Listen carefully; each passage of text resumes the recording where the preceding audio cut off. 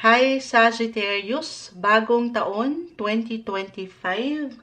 Ito na po ang inyong reading. Kukuha tayo ng ilang messages bilang mensaheng gabay. Ano nga bang parating? Anong ganap? Anong kailangan yung marinig ngayong bagong taon 2025 guys? Napakabilis ng panahon. Tayo ay live na live sa ating YT. Babalikan ko po kayo after nating maharap ito, Sagittarius. Tayo po ay general reading. Siyempre pa, just only take what resonate po. Huwag nating ipilit ang isang sitwasyon na hindi para sa atin. Napakalawak ng maring makapakinig nito. At kahit pa pare-pareho kayo ng sign, okay, magkakaiba pa rin po ang bawat isa. Sagittarius 2025. Anong kailangan yung marinig? Sa taong nakikinig ngayon, message po. Sagittarius 2025, guidance para sa mga taong ito. Sagittarius.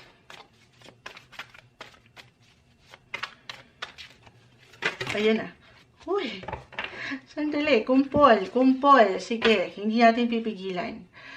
Pumpol na sila. Ang dami nila. So, isa-isahin natin. Huwag kayong mag-alala bago pa man tayo mag-start, ay sinashuffle na natin mabuti ang bawat isa. The Three of Pentacles ay narito. The Ten of Wands, okay.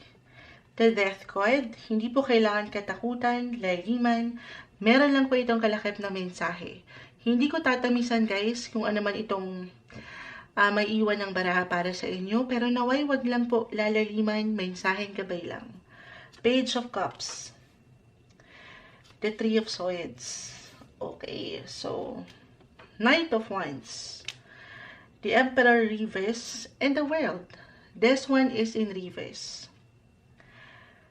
Sagittarius. Okay, so ano na? Unang-una ko ng eto, kahit huli siyang bumagsak, okay, unahin na natin the World. Bilang kayo ay mga travel sign. Kahit pa yan ay in reverse, maring at one point ngayong taon, 2025, very normal. Merong ilang delays, may ilang kabagalan na pwede kayong maramdaman. Wala namang perfect. Kahit sa simpleng pagka-traffic lang ito, ng ilang proseso na inyong nilalakad in regards travel. Okay? Kung hindi man ito about sa physical travel, halimbawa ikaw ay merong kakonekta sa ibang bansa. Pagdating sa pag-ibig man or trabaho, kung ito pong company nyo ay may kaugnayan sa ibang bansa, the Emperor ay narito.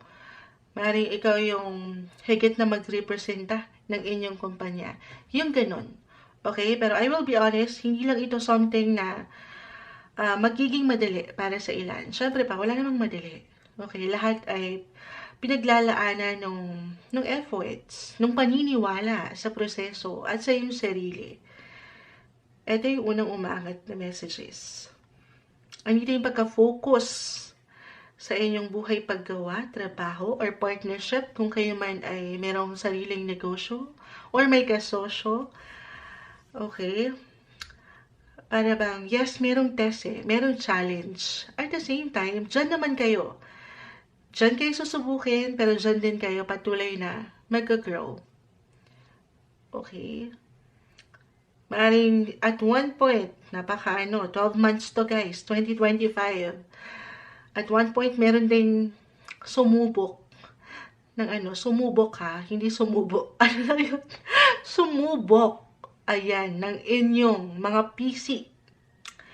Yung inyong mga pasensya, kung hanggang saan nyo i-handle yung kakayanan, okay? Kung paano kayo uunawa. Kung paano kayo magiging bigger person sa sitwasyon. Na I feel dito, as long as dito yung focus and yung adaptability nyo, yung flexibility sa sitwasyon, relasyon, or posisyon sa trabaho, wala tayong malalim na nakikitang magiging problema. Tiwala, okay? Sa kakayanan nyo, panatilihin nyo yan, and stay positive sa anumang pwedeng ihain sa inyo ng mundo, ng buhay. Gaano man tayo subukin ng sitwasyon o ng ilang tao sa ating paligid. Okay, may hugot agad. Sige, dito tayo. Dalawa itong nakikita ko dito, guys. When it comes to relationship.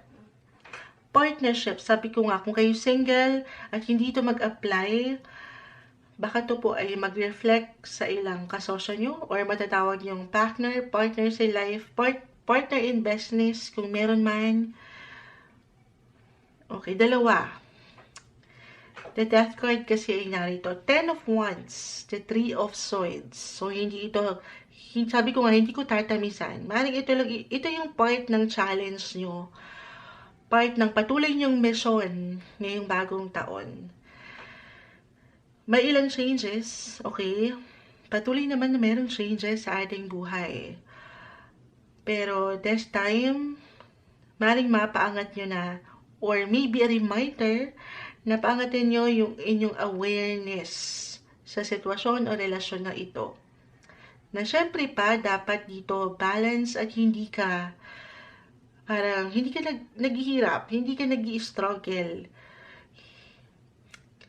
Minsan, ang hirap sabihin yung pinaka-message, relationship, couples, or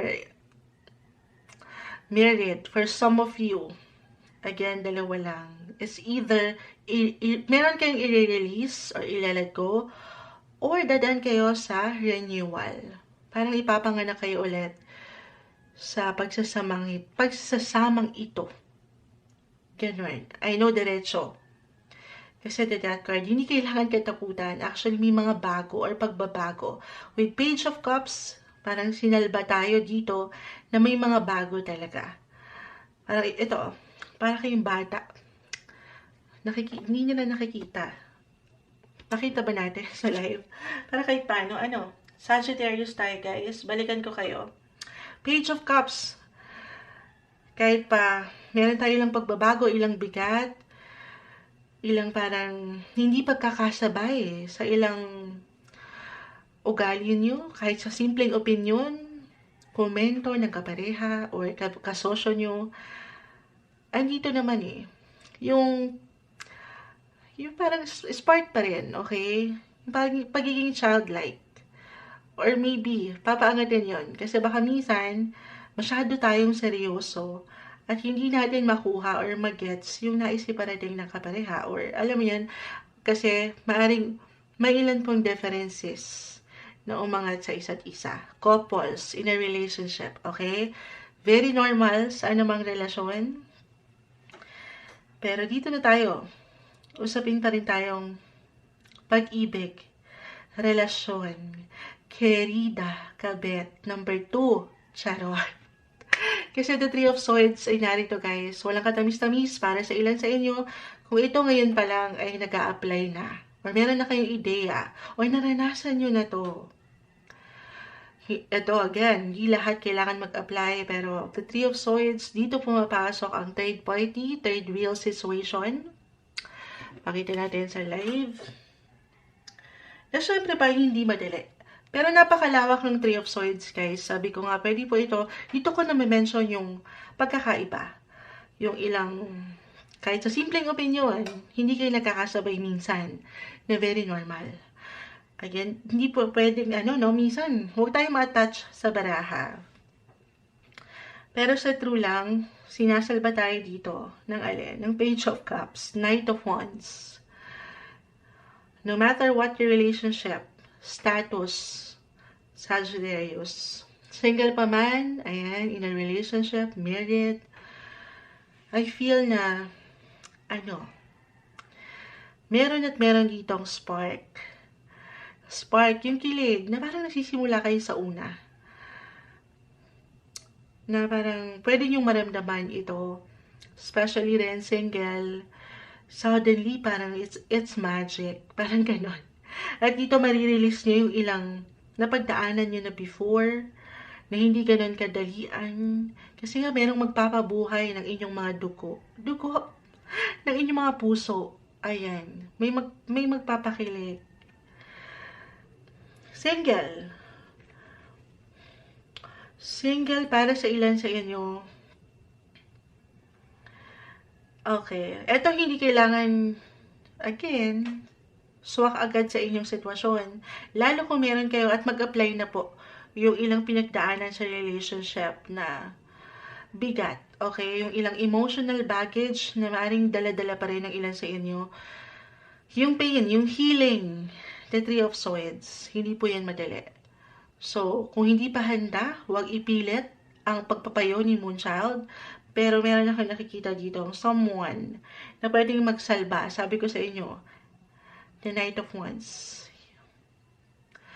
Magsalba ng ilang painful experience nyo na yan or ilang pinagdaanan nyo from your past.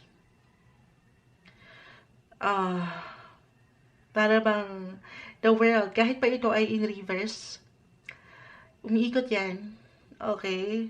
Maring sa isang punto, the world, andito yung matatawag yung, sandali, destiny ba ito? Someone na masasabi yung girlfriend or boyfriend material. Actually, para sa ilan maaaring nakasilay na ito ngayon pa lang. For some of you na merong ka-connection or kakonekta sa ibang bansa ngayon. AFAM ba ito? Pero regardless, for some of you, okay? Andito na yung the death card. May mga bago. Para sa mas on na soul level, soulmate connection yung ating nakikita. Okay? Hi! Parang masasabi nyo na hindi lang ito, lalo pa kung ano na, no? Meron na kayong someone ngayon in a relationship at pinatatag na kayo nitong ilang bigat o nagpapabigat sa inyong relasyon at ilalaban nyo this year ang mga bagay-bagay. Ito na, maaaring siya na yung knight in shining armor na matatawag na siyang pwede niyong mapagtanto. Siya na si the one. Okay? Walang katamis-tamis, pero ay naman ilang painful, lalo pa nga, kung meron na kayong, alam niyo yun, sinubok na rin kayo ng ilang panahon at pagkakataon sa relasyon. Couples, in a relationship, mailalalim pa yan. Mailalalim pa yan. Mas malalaman nyo ngayon yung kahalagahan. Kasi angat yung awareness kung kanino, saan ka dapat. Or, alam mo yun, kung okay, so ano pa ba yung ma-add natin? Ang daming naisip parating ng baraha. But I feel may something major, big decision kayong gagawin ngayong taon na may kaugnayan sa relasyon. Parang ito na talaga. Desisit, pansit. Ganan. Again, maging ano pa man po ang inyong kinakatayo or katayuan sa buhay, relasyon, single man, in a relationship, married. Maybe a reminder ito, lalo sa mga mag-asawa na sinusubo kayo. Ito ay pawang isang test kung paano nyo panghahawakan ng inyong sitwasyon. Maaring dumaan lamang kayo sa, ito nga, parang ipapanganak kayo ulit. Mula dito sa ilang hindi kagaanan na pagdaanan sa relasyon. This time, may paghilom. At again, iba-iba tayo sa part ng paghilom ng ilang sugat. Okay? Pero yung joy na may share nyo sa inyong mahal or mahal sa buhay with a special someone, iba. Ano yun? Parang ikaw yung masasabi niya or masasabi mo reversal tayo ng mundo niya. So, walang katamis-tamis, puro love life tayo. Yun yung unang-unang aking nakikita sa inyo. If ever hindi makarelate, sabi ko nga, pwede itong mag-apply sa matatawag yung partner. Partner in business, partner in crime. Okay. Kung meron kayong planong pumasok sa isang negosyo or investment, I feel dito, pinapaalalahanan lang kayo ng cards, guys, na huwag padalos-dalos. Siyempre pa. Very important na gagamitin nyo dito ang inyong boses, magtanong, mag-research kung na kailangan. Hindi sa hindi magiging okay, actually maganda. Pero yun lang, hinay lang. Kasi sa sobrang ganda, baka maganda yung, alam niyo yun, minsan excited tayo. Baka magmadali. At merong tendency na baka merong hindi ka makita na ilang detalye. At yun lang naman, okay? Kaya naman, focus. At huwag pa dalos-dalos sa pagbuo ng desisyon or pag-aksyon. Pero parang meron tayong nakikita rin ditong kakibat lang nito, lalo sa una, wala namang madali sa una, lalo pa when it comes to business. Okay, meron tayong nakikitang samahan dito na maganda at the same time challenging. Okay? Maring magkaroon kayo ng agreements sa kabila ng disagreements, maayos, may pag-aayos. Okay? So, yung pinaka-advice sa mga nasabi ni Moonchild, communication is the key. 3. Okay, very important yun, na nakakapag-express kayo ng inyong damdamin. Sabi nga nila, ang mga bagay-bagay ay naidadaan sa mabuting usapan sa Sagittarius. Walang perfect, the world is in reverse. There are always ups and downs sa ating buhay, di ba? Lalo na sa sektor ng relasyon. Highs or lows. Pero, ayan, maaring dito talaga yung focus ng ilan sa inyo. Or higit na, pag-aalayan nyo ng atensyon ngayong taon. Yan ang mangingibabaw this 2025. Yung pagmamahal, kung nasa inyong puso nyo, kahit pa parang ang ilan sa inyo ay patuloy ng sinubok ng buhay. Pero, claim na natin na this 2025, mas makakaramdam kayo nung comfort, okay? Nung comfort, nung security, and stability pagdating sa relationship. Sabi ko nga, positive lang. Tiwala sa proseso. Iba-iba tayo dyan. So, hindi nyo kailangan madaliin. Lalo nga po, kung meron na kayong pinagdaanan na parang ang hirap ng magtiwala ulit. For some of you, na ayan, may third party, third wheel situation na naganap na. Andito, umaangat yung affection, yung love, yung parang bata. Sabi ko, kanina ko pa na-mention yung parang bata. Kasi di ba nung bata tayo, nung bata tayo, kapag tayo nasasaktan, nasusugatan, or kung nasugatan ka ngayong araw, iiyak mo yan eh. Pero bukas, parang ready ka ulit. Ready ka ulit maglaro. Ready ka ulit maging positive sa iyong buhay. Ready ka ulit masaktan. Alam mo yon. So, maaring ganun yung umangat sa inyo. Yung energy na gano'n, na para kayong bata. Go with the flow. Sabay, nang syempre pa, alam mo na to, aangat ang awareness, okay? Na hindi ka naghihirap. Kasi sa pagiging bata, dapat andyan yung comfort. Andyan yung saya. Yun, ka-enjoy ka. Walang bigat. Nasa sa inyo na yan. Depende na sa inyong sitwasyon. Guys, reminder tayo na ang tanging may iwan lamang po ng mga baraha dito, maaaring ito lang po yung kondisyon. Yung palaking kondisyon sa sitwasyon na inyong kinakaharap or kakaharapin. Pero yung outcome, yung resulta at the end of the day, ay wala po sa mga barahang ito. Okay? Sa huli, yung resulta, yung finale sa inyong teleserye, it will be up to you.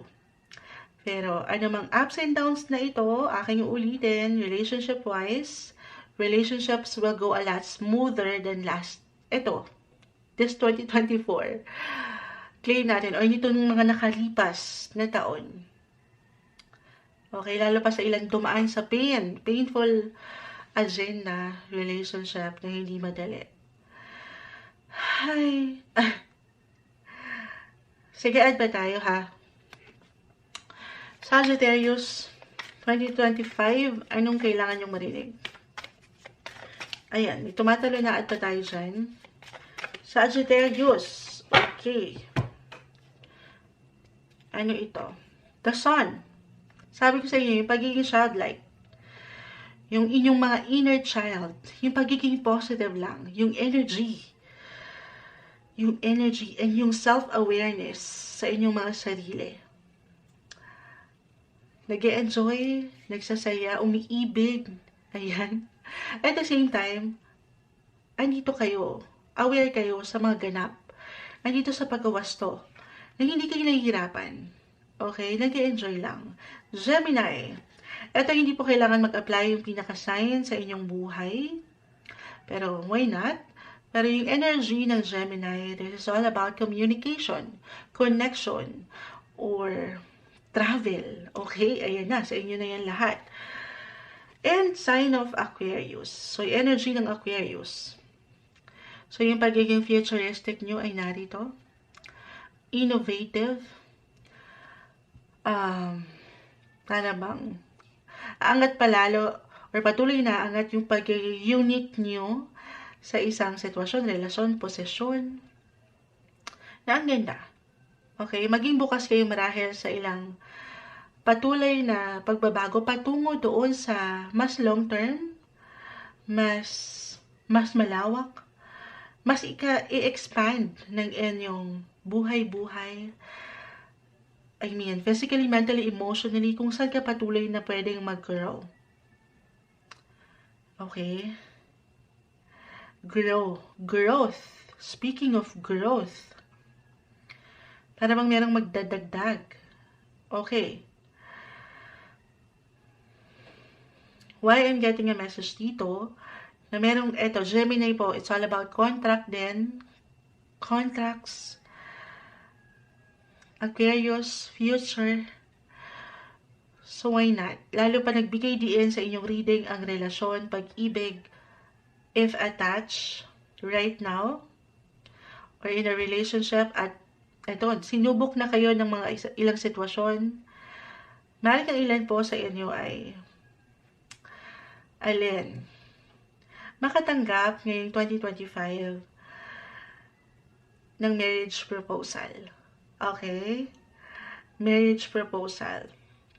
O talagang kung ngayon pa lang pinagpaplanuhan na ito yung mga plans pinag-uusapan nyo na rin. Maaaring lumagay na kayo sa tahimik at magsama na sa isang bubong. Andito yung enerhiya po with the sun, positive. Single, why not? Love proposal po ito. Love proposal. Walang perfect guys. Sabi ko nga sa inyo, inunahan ko na kayo. Kaakibat ng ilang challenge, patuloy na misyon ng buhay, ups and downs. Pero sa huli, parang sa hinaba-haba ng prosesyon, sa simbahan din ang tuloy ng ilan sa inyo. Why not? Okay? Pero kung hindi pa rin mag-apply ito, sa dami ng nais at pwede rin iwan ng baraha. When it comes to business, why not? Business. Gemini, Aquarius. Oo. Ano yun? Travel. Travel din po ito. And technology. Maring makatulong po lalo umangat yung energy, the sun. Using social media. Kung nagbabala kayo na maging social media influencers, ayan, mga vloggers, maring hindi nyo pa man yan ma-realize or kung saan naman talaga aangat ito. Yung inyong mga natural skills pagdating sa pagbebenta. Buying and selling po ito, Gemini. Okay? Yung boses nyo, yung expressions nyo, kung paano nyo dinadala ang sarili. So, wag nyo itago yan. Yung inyong kakayanan. I-showcase nyo na yan sa showtime.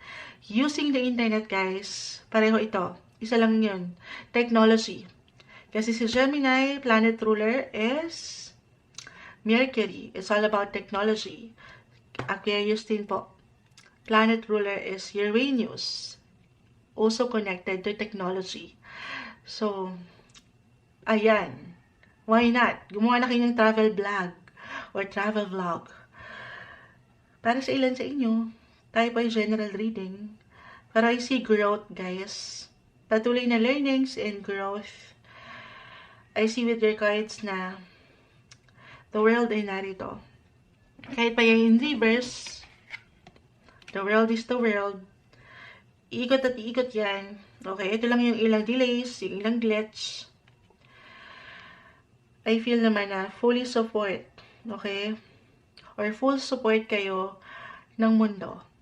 or the universe rather, the world, humuhugot na naman si Moonchild. At, kumbaga, hindi kayo nag-iisa. Hindi kayo nag-iisa. Kaakibat nyo ang mundo. May suporta. Okay? Ayan. Ano pa ba? Ano pang add natin? Sobrang nag-ugnay-ugnay yung ilang ganap. Transitions, transformation, be ready sa ilang changes. More on relationship, partnership. May sasalba, especially married couples. Kung hindi to sa inyo mismo mag-apply, I see na meron ditong positive possibilities, improvements din po pagdating sa usaping karera, trabaho, pera. Kung hindi sa inyo mismo at andito kayo sa bahay, kayo yung mga homebody. Kumbaga, ano tawag dito, humuhugot, anong oras na kasi, time check tayo. 4:40, live na live pa rin guys, babalikan ko kayo after nito, pero, yung supporter sa kapareha, okay? Syempre pa, kung may good news sa kanya, maambunan rin po kayo. Ayan. Kahit pa minsan, may ilang delays tayo nakikita, makakarating to sa inyo. Alin? Yung buena man, no? Hindi. Yung pera. Why not? O yung patala ng inyong mga kapareha. Or business partner, as I've mentioned, if ever hindi kayo makapag-reflect dito sa aking ilang na mention. Other messages, ano pa ba?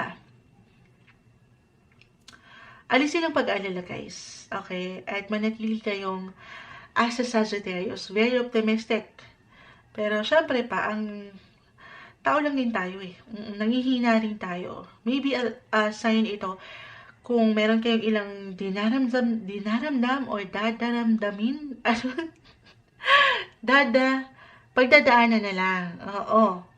Ngayong taon na hindi ganun ka-okay, it's okay to pause. To recharge your energy, physically, mentally, emotionally. Hindi po isang medical advisor ang Moonchild, pero okay lang naman magpahinga, Sagittarius. Hindi ka laging go ng go.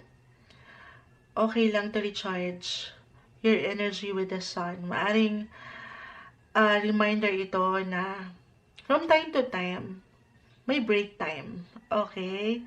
Lalo pa parang, ang focus mo talaga dito ay nasa relasyon, ang ganda, partnership, business. Sagittarius, health-wise, again, hindi po isang medical advisor ang Moonchild.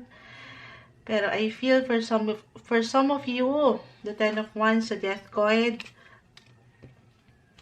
unang-una pa lang na-mention ko, tama, sa haba-haba ng ating reading, pero meron kayong palalayain, meron kayong i-release. Ano to? Okay. Meron tayong paglaya kasi na nakikita. Para sa mga bago. Para bang you're out with the old and in with the new. Sa mga bago tayo. I-release yung mga luma. O, di ba tinagalog lang ni Moonchild? Hindi. Maaring makalaya na kayo, guys. Health-wise, makalaya na kayo from certain addiction or bad habits. Why not? Or bad relationship. The Three of Swords. Na ano to? Ito yung sitwasyon kung saan parang nag-hold back pa kayo. Pasan-pasan nyo pa. The Ten of Wands. Okay? The Ten of Wands, guys, Sagittarius. Parang ang hirap pag i-release. Yung parang ang hirap pakawalan. Ang hirap pigilan. Halimbawa, sa pagkakape. Ganyan. Sa pagkakape na naman yung nahalimbawa ni Moonchild. Kapag nasusobrahan tayo masyado, parang ang hirap ng bawasan. Or totally alisin. Di ba? Halimbawa lang naman yan.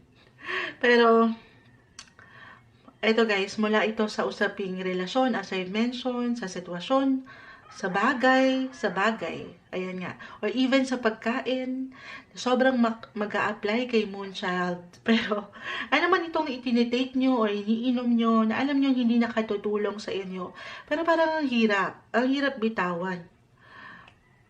Depende yan, okay? sa inyong kinakaharap. Maaaring ito yung hindi kailangan laliman katakutan, guys. Kahit sa simpleng, alam niyo, yung pagkasobra. Or itong ilang unhealthy habits or unhealthy patterns nyo sa pang-araw-araw na buhay na hindi madaling i-let go. Na parang napakahirap i-let go. Maybe ito na, this is a sign. Parang new version 2.0 ng mga Sagittarius ang aking nakikita. Kung ito lamang ay pahihintulutan, why not? Marahil hinabol natin ito para inyong marinig na makakaya mo. Okay? Magagawa mo. Ano man yung gusto mong transformation, why not? May pag-glow up. Para kayong magiging blooming, parang isang bata ulit. Wow! Parang mawawala yung ilang wrinkles dyan. Lalo kung pagtutuunan nyo ng higit ang iyong sariling pangangatawan. Could be physically, mentally, emotionally. Tulungan lang din po ang sarili. Siyempre pa, parang note to self ito, Moonchild. Idamay nyo na si Moonchild dito. Bagong taon na. Ayan. Tulungan ang sarili. Sa part na ito, guys. Listen to your body. Tanging kayo po ang higit na makapagsasabi. Kasi ikaw lang din naman syempre yung makakaramdam yan. At ikaw lang din ang magsasuffer sa sitwasyon na yan. Lalo pa guys, kung mag-apply po yung yung bigat or ilang hindi nakakatulong sa inyo, yung pagkasobra ng fats ni Moonchild, i-release na natin yan, okay? Pero sa mas practical tayo, again, I'm not a professional health advisor po. Sa paglaya or sa pag-let go, kung ano man yan. Sa inyong paraan po, paano nyo tatanggalin ito? Okay. The death card po kasi ay narito. Ito, hindi again kailangan katakutan. The Three of Swords. Okay, for some of you, just only take what resonate, pero maaaring mag-undergo for treatments or surgery this 2025. Or a reminder na why not dumaan kayo, maaring kusa nyo itong maramdaman sa medical procedure or general check-ups. Ayan, di ba? Yearly ginagawa yan. Although si Moonshot hindi nagagawa yan. Pero iiwanan kayo ng pagpapayo ng baraha that health is wealth. Okay? Ito yung pinaka-message na aking nakikita para sa inyo. Okay, kuha na tayo. Ano yan? Kukuha na tayo ng ilang guidance para sa inyo. Mula dito sa ating ilang napag-usapan, Sagittarius, anong kailangan nyo marinig? Final words, advice po sa taong ito. Sagittarius 2025. Parang ang haba ata ng reading nyo, pero ang dami na isiparating ng cards. Ito po, Sagittarius 2025. Anong kailangan nyo marinig? Guidance po, Sagittarius, para sa mga taong ito. Ayan na. Tingnan na natin. New Moon in Cancer. So, yung energy ng Cancer, hindi kailangan mag-apply. Pero, it's about your emotions, your feelings, or family, home, or yung kayo, physically, emotionally, relax. Relax. Sagittarius. Ayan. Diba sabi ko nga, relasyon actually, about relationship and Cancer. Hi, kung nasa ng inyong mga puso, kung sino ang magpapahilom or magpapaiwan sa inyo ng comfort. Cancer, it's all about comfort. Relax. This year, relax. Okay, add pa tayo. Add pa tayo. Mula dito sa ilang bigat na inyong mararamdaman or mararanasan, ilang delays, glitch na very normal, relax, Sagittarius. Add pa tayo, okay. Take inspired action. New Moon and Full Moon. New Moon in Cancer, Full Moon in Virgo. So ito, Virgo, hindi kailangan mag-apply din sa inyong buhay, Virgo. It's in the 6th house of health. Take inspired action sa buhay nyo na yan, life in general, patuloy na inspirasyon at motibasyon sa inyong bawat pagkilos, pag-aksyon. Be inspired, stay inspired.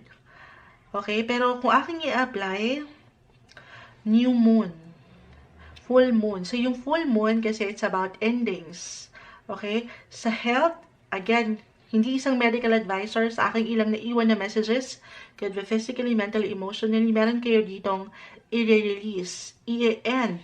Something will end to make room for something new. Ano yung new? Para sa mas comfort, new moon in Cancer. Comfort, security, and yung relaxation, stability ng inyong buhay. Physically, mentally, emotionally, or even financially.